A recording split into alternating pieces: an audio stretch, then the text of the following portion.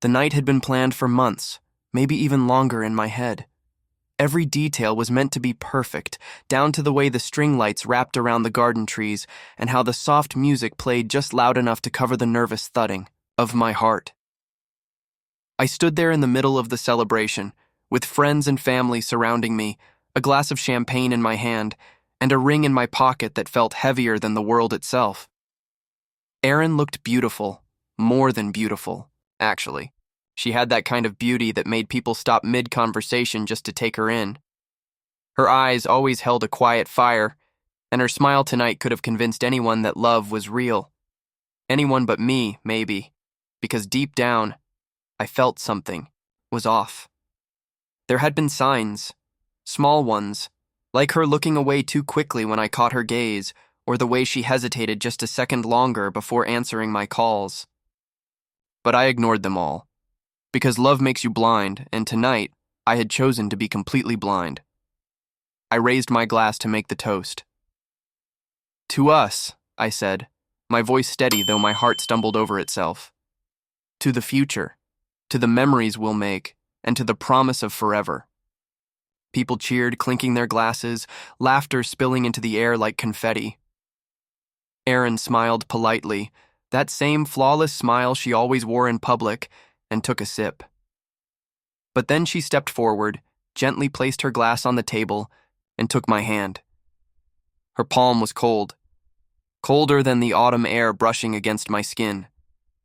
"Joseph," she started, her voice low but clear enough for everyone to hear. She didn't flinch, didn't shy away from the dozens of eyes now glued to her. "I need to say something." The way she said it, calm yet heavy, sent a chill crawling up my spine. I swallowed hard, my throat suddenly dry, but I nodded. I wasn't ready, but what choice did I have?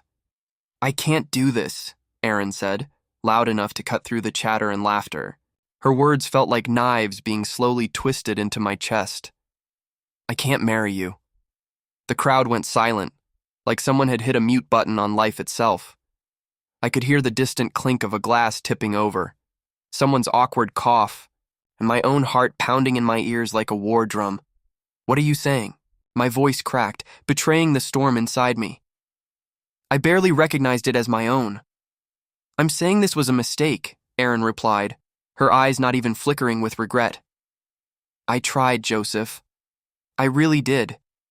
But I can't lie to you or to myself anymore." People started whispering, turning their heads toward us like they were watching a slow-motion car crash. Henry, my best friend, took a step toward me, maybe to pull me out of the spotlight, but I held up my hand.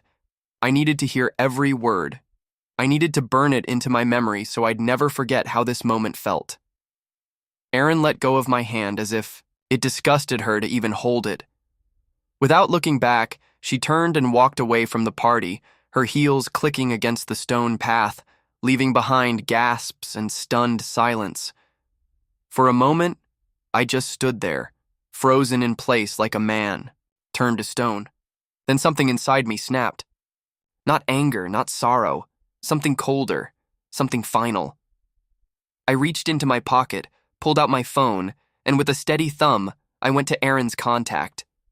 I didn't hesitate. Delete her photos, her messages, her number, her existence. Gone. Turned off my phone, set it down on the table, and raised my glass again. My voice didn't tremble this time. "To new beginnings," I said. The crowd, unsure of what to do, weakly raised their glasses too. But I wasn't paying attention to them anymore. I wasn't paying attention to anything except the roaring emptiness inside me and the growing shadow that I knew this night would leave behind. The morning after felt worse than any hangover I'd ever experienced. Not because of the alcohol, I hadn't even had enough to get drunk, but because of the weight that still sat heavy in my chest, like someone had parked a truck right on top of my ribs. Sunlight crept through the blinds, stabbing into my eyes with cruel sharpness. I didn't bother to move. I let it burn. All night, my mind had replayed Aaron's words over and over, like a broken record that refused to die out. "I can't marry you." Those 4 words felt like a hammer, pounding away at whatever pieces of my pride still clung together. I had loved her. God, I had loved her more than I loved myself. And in front of everyone I knew, she tore me apart like I was nothing. Henry called 3 times that morning. I didn't answer. Penny texted too, a simple, "Are you okay?" But I ignored it. What could they say? What could anyone say? That they were sorry? That it wasn't my fault? Spare me. Pity was a poison I wasn't ready to swallow. The apartment felt different, like it no longer belonged to me. Erin's things were still there, her clothes hanging in the closet, her perfume lingering in the air. I couldn't stand it. Like a man possessed, I went through every room and tore her out of my life. Dresses, shoes, makeup, letters, all of it went into black trash bags. Her framed photo on the bedside table, smashed it without thinking twice. The necklace I bought her last Christmas, into the garbage. Each action felt like ripping out a thorn buried deep beneath my skin. Painful, but necessary. I wasn't going to be the fool who kept her ghost alive inside these walls. By noon, the place looked like a storm had ripped through it, and maybe it had. A storm named Joseph who had nothing left to lose. Just as I was about to dump the last bag outside, the doorbell rang. I froze, my hands tightening around the plastic. I knew who it would be before I even opened the door. Penny stood there, eyes full of cautious sympathy. She was Aaron's closest friend, but over the years, she'd become mine too, in a way that never crossed any lines. She was holding a coffee in each hand like some kind of truce offering. "Thought you might need this," she said softly, holding one out to me. I hesitated for a second before taking it. The warmth of the cup burned against my palm, reminding me I was still alive, still breathing, even if it felt like I'd been gutted from the inside out. "Thanks," I managed to say, my voice rough from disuse. She stepped inside, eyes sweeping, over the chaos in the apartment but choosing not to comment. Instead, she sat down on the arm of the sofa, looking at me like she wanted to say 1,000 things but didn't know where to start. Finally, she spoke. "She didn't tell me, Joseph. I swear, if I'd known she was going to pull that, I..." Cut her off with a sharp shake of my head. "Don't," I said. "Don't defend her. She made her choice. She humiliated me, Penny, in front of everyone." Her eyes softened, but there was a glimmer of something else there, too. Anger, maybe, or disappointment. "She was selfish," she admitted. "Cowardly." Cowardly would have been leaving a note. She stood in front of our families and broke me like it was nothing. My hands trembled slightly around the coffee cup, and I set it down before I crushed it in my grip. Penny let out a breath, running her fingers through her hair. "If it helps," she said, her voice lower now, almost bitter. "She's not doing as well as she pretends to be. Erin's been staying at her sister's place. She's been crying." "Good," I snapped before I could stop myself. The word was sharp, and it surprised even me how natural it felt. Let her cry. Let her drown in it. Penny didn't argue. She just watched me with this unreadable expression, as if she was seeing a different side of me for the first time. Maybe she was. I didn't care. I was done being the man who forgave, the man who waited, the man who let love turn him into a fool. Aaron had burned the bridge between us, and I wasn't about to swim across the ashes. Not anymore. For the next few days, I moved like a shadow of myself. Penny kept checking in, and Henry, despite me ignoring his calls, showed up at my door one evening with a six-pack and a worried look. I let him in because, honestly, I didn't have the energy to fight it anymore. He didn't say anything at EU first. Just cracked open a beer, handed it to me, and sank into the armchair across from the couch like we were two war veterans sitting in the ruins of our battlefield. Maybe that's exactly what we were. "You don't have to pretend you're okay," he finally said, breaking the heavy silence between us. I took a sip, the bitter taste matching the knot in my chest perfectly. "I'm not pretending," I replied. "I'm not okay." Henry nodded like he already knew. Of course he knew. He had been there that night. He had seen the way Aaron's words had cut me down in front of everyone. And Henry wasn't the type to offer useless comfort. That was one thing I appreciated about him. He wouldn't lie just to make me feel better. You want the truth? He asked, leaning forward, elbows on his knees. You dodged a bullet, Joe. My laugh was sharp and humorless. Feels more like I took one to the heart. I'm serious. He pointed at me with the neck of his bottle. Any woman who could humiliate you like that in front of your whole family, your friends, she's not the one, she never was. As much as I hated to admit it, he had a point, but knowing that didn't make it hurt any less. What hurts the most, I confessed, my voice low, isn't just that she left, it's that she planned it. You could see it in her face. She knew before she walked into that party. Henry's expression hardened. Then she's even colder than I thought. I looked away, my gaze falling on the corner of the room where Aaron's old sketchbook still sat, untouched. She had always loved to draw. She said it calmed her nerves. Now, looking at those books felt like looking at relics from a past life, from a version of us that never really existed. Delete her from your life, Joe, Henry said firmly. Not just from your phone, from here.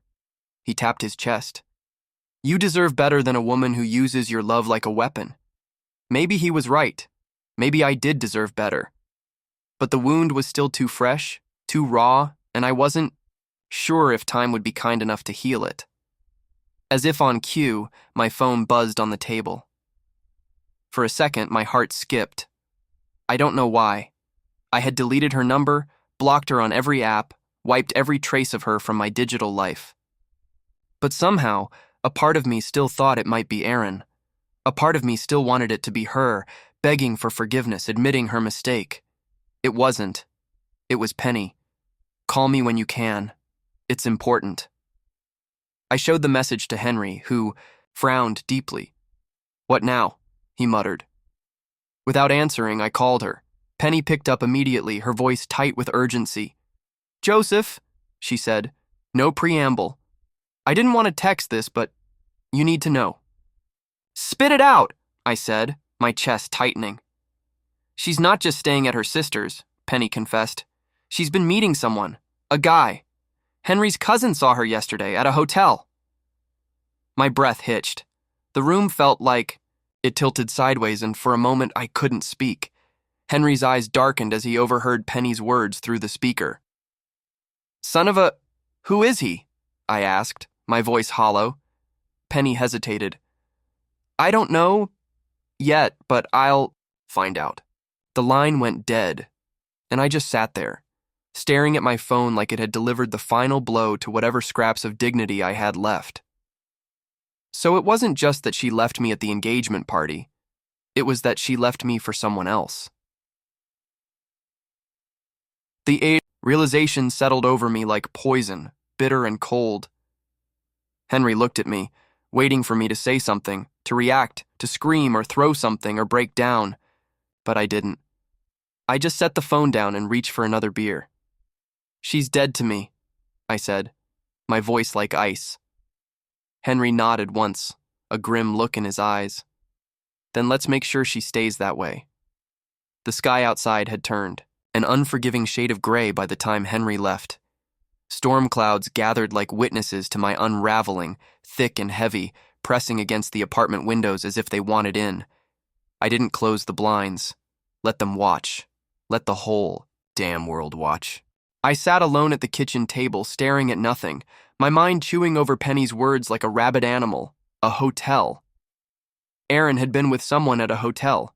So that's what my love had meant to her. A temporary placeholder until someone else caught her attention. All the years we had built, all the moments we had shared, they were nothing more than stepping stones for her convenience. A part of me wanted to believe it wasn't true. That maybe it was a misunderstanding. Maybe she met someone for work. Or maybe it wasn't a hotel but a cafe next to one. But my gut, that gut I should have listened to months ago, was screaming at me now. There was no mistake. Aaron had moved on long before I ever realized we were standing still. The sound of keys jingling at the door snapped me out of my spiral.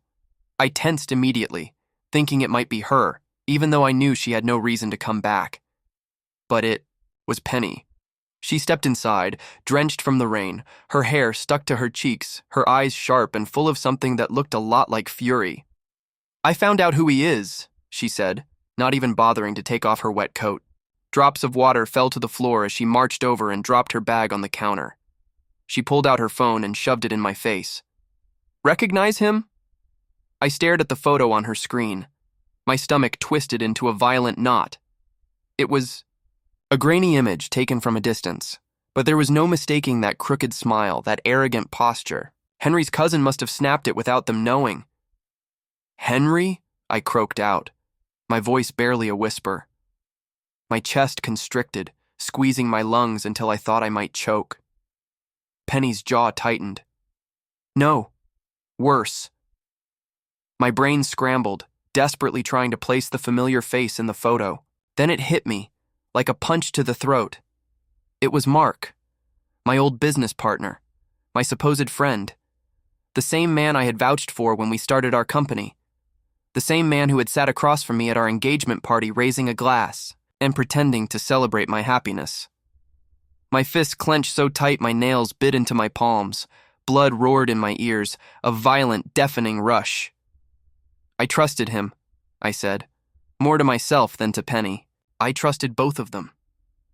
They deserve each other, Penny spat, her usual calm replaced by a burning rage. A liar and a traitor.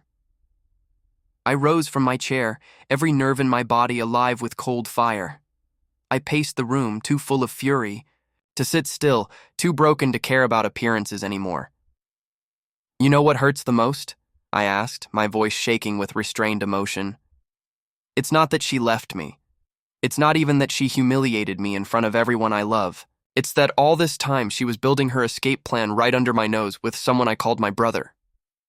Penny watched me, her expression darkening with every word. We can expose them, she said quietly. Both of them. They think they've won, but they have no idea who they're dealing with. A bitter laugh escaped my throat. Expose them? I want to erase them. From my life. From my mind. From this world if I could. She took a cautious step closer, placing her hand on my arm. Her touch was steady, grounding. Then let's start by taking back what's yours. For the first time since Aaron walked out of my life, I felt a flicker of something sharp and dangerous rise inside me. Not hope, not revenge exactly. Something colder, something clearer. Everything they built together, I said slowly, my eyes narrowing with new focus. I'll burn it to the ground. Penny's eyes held mine, and there was no hesitation in her reply. I'll help you light the match. In that moment, I realized something undeniable. This wasn't just about heartbreak anymore. It wasn't just about Aaron. This was about betrayal, about pride, about reclaiming what had been stolen from me piece by brutal piece, and I wasn't going to stop until there was nothing left of them but ash. The storm outside had turned violent by the time we got into Penny's car. Rain battered the windshield, heavy enough to blur the world into a watery mess. But I didn't care. The fury burning in my chest was brighter than any streetlight, sharper than any thunderclap. Every drop that hit the glass felt like fuel thrown on my fire. Penny gripped the wheel tight, her knuckles pale as bone. She wasn't saying much, but I could see the same storm raging behind her eyes. She had known Aaron for years. They were supposed to be like sisters. Betrayal cuts differently when it comes from someone you called family. Where to? She finally asked, her voice tight. Mark's office, I said without hesitation. Let's see if the coward has the guts to look me in the eye. She shot me a glance, sharp and approving, then hit the gas. Mark had always been the slick one. The talker. The kind of man who could sell you the rust off an old pipe and make you thank him for the deal. He had charmed investors, partners, and clients with that fake smile of his, and apparently he had charmed Aaron too. The thought made my stomach twist. We pulled up to his office, a sleek glass building downtown, shining like it had something to be proud of. I knew better. I'd helped build that place from the ground up. Every brick, every contract, every late night spent grinding until my eyes burned. It had been my blood, my sweat. Penny parked and killed the engine. You want me to come in with you? No, I said, my voice like gravel. This is between me and him. I stepped out into the rain, letting it soak me through as I walked toward the doors. The receptionist looked up, startled, probably from the storm raging outside or maybe from the storm etched all over my face. She didn't try to stop me. No one did. Mark's office was at the end of the hall, corner suite, with a view of the city we had once dreamed of conquering together. I didn't bother knocking. I pushed the door open and stepped inside like I owned the place. Because once, I had. He was there. Sitting behind the desk, scrolling through his phone like nothing in the world could touch him. But the second his eyes met mine, I saw it. The flicker of panic. He masked it quickly, slipping on that usual smug grin, but he wasn't fast enough. I had caught him bare. "Joseph," he greeted smoothly, as if we were old friends catching up over coffee. "Didn't expect you today." "No," I said, closing the door behind me with a click. "I imagine you didn't." I walked toward his desk, slow and deliberate. His eyes darted to the side, to his laptop, to his phone, as if any of it could save him now. "You've got a lot of nerve," I continued, my voice low but razor sharp. "Sleeping with my fiancé while smiling in my face." He raised a hand, like a man caught in headlights. "Joseph, it's not what you think. Don't you dare insult my intelligence," I snapped, cutting him off. "I saw the photos. I know about the hotel." The mask cracked then, just a little. Enough for me to see the coward underneath, the polished shell. "Look," he said, forcing a sigh, like I was the one being unreasonable. "It just happened. We didn't plan it. One thing led to another and you didn't plan it?" My laugh was cold, humorless. "Mark, you've been planning it since the day you met her. You think I didn't notice you hanging around her like a starving dog? Always so quick to help, so eager to be the nice guy." His jaw clenched. "She came to me," he said defensively. "She told me you didn't see her, that you took her for granted." "Then you're both liars," I spat. "Because I gave her everything." Everything. Silence filled the office, thick and choking. "You lost her before I even touched her," Mark said quietly, but his words were laced with poison. "She was already gone, Joseph. You just refused to see it." For a moment, I wanted to rip him from that chair and beat the lies out of his mouth. But no, that would be too easy, too fast. He deserved worse. "You're right," I said, straightening up. "She's gone. And now so are you." Confusion flashed in his eyes, and that's when I delivered the final blow. "I've frozen our company accounts," I said calmly. "Every single one.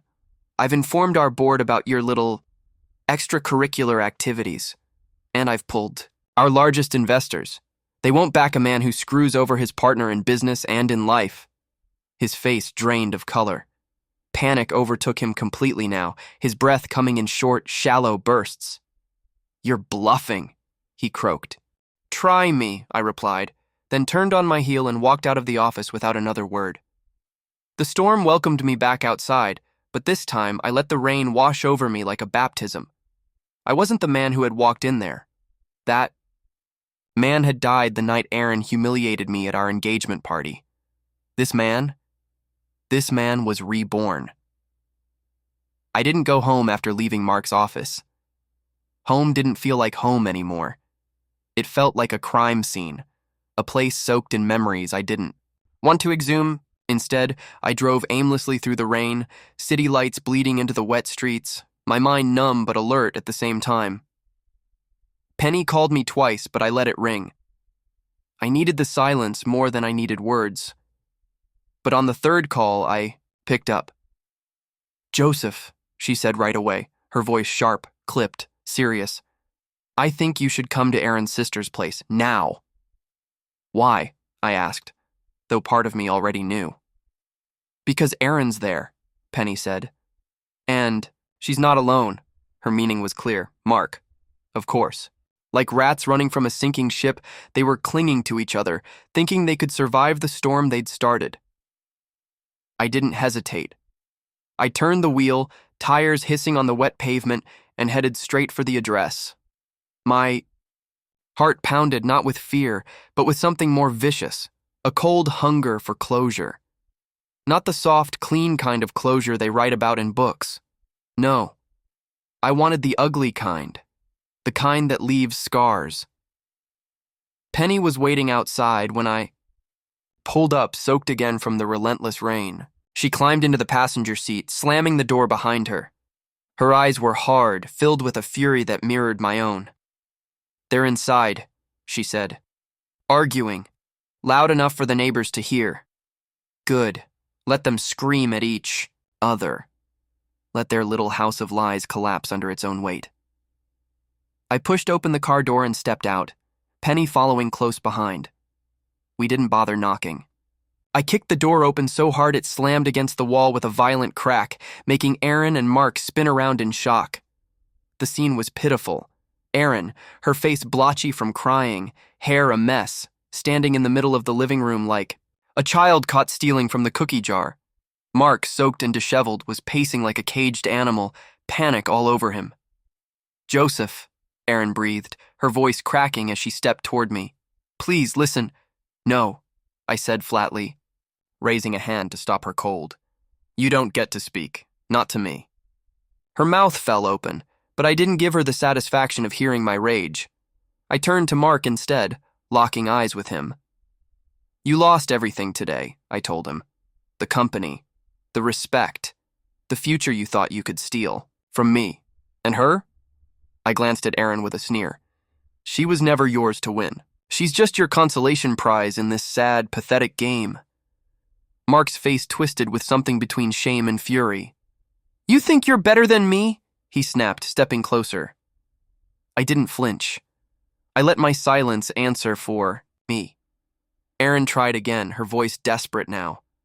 "Joseph, it wasn't supposed to happen this way." I finally let my eyes meet hers, but there was nothing soft left in my gaze. No warmth, no love. Just the cold remnants of a man she had destroyed.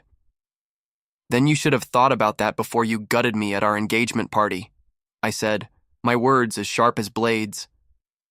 Tears welled in her eyes, but I felt nothing. Not a flicker of pity, not even a shadow of the love I once held for her. She had become a stranger in front of me, a stranger wearing the skin of the woman I thought I knew. "You didn't just break my heart," I continued. "You broke every piece of my life. But you know what?" I took a step closer, my voice dropping to a lethal whisper. "You did me a favor, because now I see you for what you really are." Mark grabbed her arm protectively, but she shook him off, her pride clearly too bruised to accept the comfort of her partner in betrayal. "This isn't over," she snapped, her tears turning to anger. "You think you've won, Joseph? You haven't. I'll take everything I'm owed." I laughed then, a dark, bitter laugh that filled the room like thunder. "You already did," I said. "You took my trust, my love, my future. And what did you trade it for? Him?" I gestured toward Mark, who flinched like my words were physical. Blows. "You traded a kingdom for a beggar." Without waiting for a reply, I turned and walked out, Penny right behind me. I didn't need to hear another word from them. Let them drown in the wreckage of their choices. As we got back in the car, Penny let out a long breath. "You did it," she said, her voice tight with something like pride. "No," I replied, starting the engine. "I'm just getting started, because now it wasn't about love. It was about power. And I wasn't going to stop until I had reclaimed every piece of it. Until their names were nothing but bitter tastes in their own mouths." The days that followed moved like wildfire, quiet on the surface but burning deep beneath. I didn't give Aaron or Mark the satisfaction of silence. I wanted them to feel the walls closing in, tighter with every breath they took. I wanted them to choke on their own decisions. While they were busy licking their wounds and blaming each other for the mess they'd made, I was busy making sure their collapse was complete. Penny, true to her word, was my shadow through it all. She moved with precision sharper than any blade. What started as sympathy had turned into something else in her eyes, something personal. Aaron's betrayal wasn't just my wound anymore. It had cut Penny too, maybe deeper than I had realized at first. "You're not going to like this," she told me one night as we sat in my apartment, stacks of papers spread across the table between us. She pushed a file toward me, her jaw tight. I opened it and felt my pulse spike. Bank transfers, payments, expensive gifts, bookings, and not just recent. No, this affair hadn't been a drunken mistake at a hotel. It had been an orchestrated, well-fed fire burning behind my back for months. "Maybe longer, while you were paying for her life," Penny said, her voice edged with disgust. She was feeding it straight to him. I studied the dates on the transactions, my hands curling into fists. One of them was from the week I paid for Aaron's mother's medical bills. She had cried in my arms that night, telling me how grateful she was for having me, how she didn't know what she'd do without me.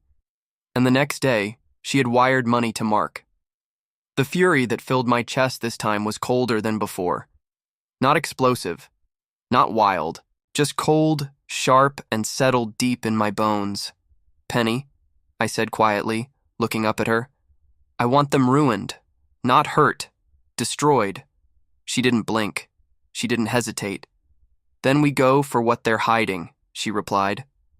"Mark has a stash fund, off the books. Shell companies, fake vendors, money laundering. He's been bleeding the company dry longer than you know." My eyes narrowed. "And Aaron?" Penny's lips thinned into a line of ice. "She helped him hide it." I closed the file, every muscle in my body wired tight with tension. "How fast can we move?" "I've already started," she answered. "It won't take long." It was Penny's brilliance that saved me from collapse.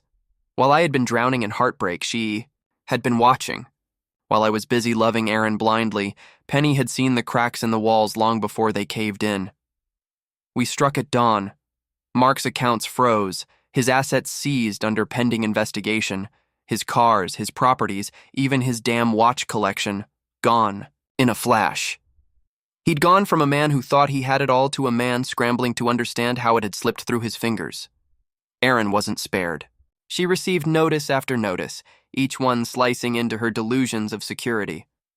Credit lines canceled, legal action filed, her once flawless image crumbling in front of her like sandcastles at high tide. Penny didn't gloat, and neither did I. This wasn't about victory laps. It was about balance, about justice, even if justice wore an ugly, ruthless face. "They underestimated you," Penny said as we watched the storm unfold from the safety of my apartment.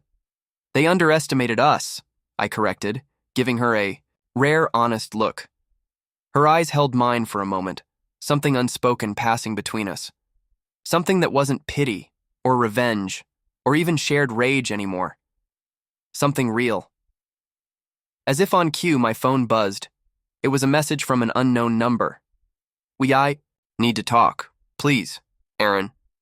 I stared at it for a long beat. Then I held it up for Penny to see before deleting it, without replying. Some doors, once closed, should never be opened again. Especially not for people who set fire to the house and expect to be welcomed back, in from the cold. "They're finished," Penny said softly. "No," I replied, a slow breath filling my lungs. "Now, they're finally at the beginning of their end." And I wasn't done yet.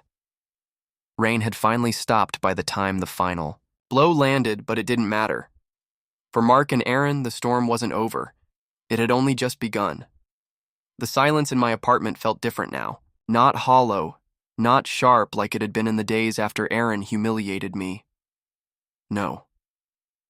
This silence felt earned, like the quiet after a long battle where the victor finally stands alone, breathing in the aftermath. Penny sat across from me, her eyes on her laptop screen, scanning through the reports of the collapse we had engineered. The newspapers were having a feast with it, headlines bold and merciless. "Business scandal exposes secret affair and fraud. Partners in crime, love, lies, and laundering." Every line was a nail in their coffin, hammered in for the world to see. "They won't recover from this," Penny said, her voice calm, almost too calm. "Mark's facing criminal charges. The fraud alone will bury him." "And Aaron?" I asked, though part of me already knew. Penny's mouth curled into something cold and quiet. Aaron's been dragged into the investigation as an accomplice. She's lost everything. Her accounts are frozen, her reputation is ruined, and she's officially toxic to anyone who once stood by her. Good. No, perfect. This was what they chose. They thought they were clever, that they could steal my future and build their own kingdom from the wreckage of my life. They forgot one thing. When you dig someone's grave, you better be ready to fall in it yourself. Penny closed her laptop and looked at me. Really looked at me. "What now?" she asked. Her voice was quieter, less sharp, almost hesitant. I thought about it, about what came next, about the empty space that revenge always leaves behind. But to my surprise, I didn't feel empty. I felt free. "I live," I said simply. "For the first time in years, I actually live." She nodded, like she understood that better than anyone else could. There was a part of me, I won't lie, that wondered if Aaron would try to crawl back. If, once the dust settled, she'd come running with tears and apologies, blaming Mark for it all. I knew her well enough to expect it. She never liked to lose, especially not publicly. But if she did, she'd find the door locked forever, no keys left, no mercy left. As if the universe wanted to mock her one last time, my phone vibrated again. A second unknown number. I didn't need to guess who it was. I never wanted it to end like this. No name, but I could see her behind the words. Her desperation. Her regret. But it was too late for all of that. Regret is the tax you pay for betraying the people who once loved you, and Aaron's debt was long overdue. Without hesitation, I deleted the message. No response. No energy wasted. Penny watched me do it, a flicker of approval in her eyes. "You ever think," she said slowly, almost thoughtfully, "that maybe she did you a favor?" I exhaled, not a sigh of pain, but of finality. "Every day," I replied. "Every single damn day." We left the apartment after that, walked through the streets that once felt so suffocating but now felt wide open. Free. The weight was gone. Penny walked beside me, close but not too close, like she knew we were stepping into a new chapter. Not the one Aaron and Mark had written, for me. One I had written myself, carved out of fire and ash, piece by brutal piece. As we reached the corner of the street, Penny glanced over with a slight smirk. "So, Joseph," she said, a spark in her eyes, "what's next for you, now that you've erased them from your life forever?" I thought about it for a moment. Not about them. Not anymore. About me. "I start over," I said, my voice steady, unshaken. "But this time, no one writes my story but me." And with that, we kept walking, leaving behind the ruins of betrayal, stepping into something far better than revenge. Freedom. Because she dumped me at our engagement party. And I deleted her from my life forever. No regrets, no looking back, not now, not ever.